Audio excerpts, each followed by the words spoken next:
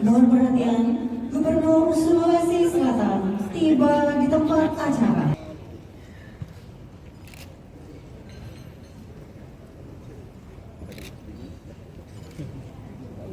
Untuk pengambilan gambar.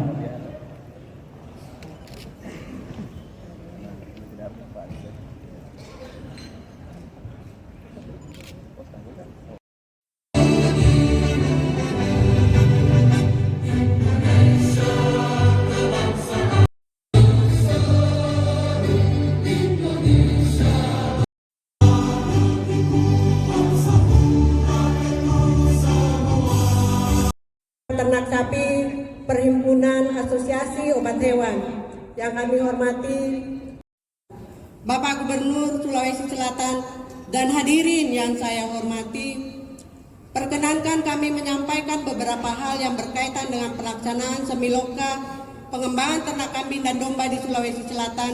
Komunitas peternakan yang menjadi sumber pangan hewani adalah ternak kambing. Ternak kambing sudah dan cukup familiar bagi petani atau peternak pada umumnya di Indonesia. Kita, teman-teman Denlala, Den Jupri, siapa segala macam, membantu. Kita dulu itu saya minta tolong Pak Asis pergi bawa. Kita harus lihat. Apa yang kena itu sulit? Tidak, dia Hewan sini. Jadi kita sudah lakukan sama Dipeluk sama kepala BD-nya. Terus apalagi yang saya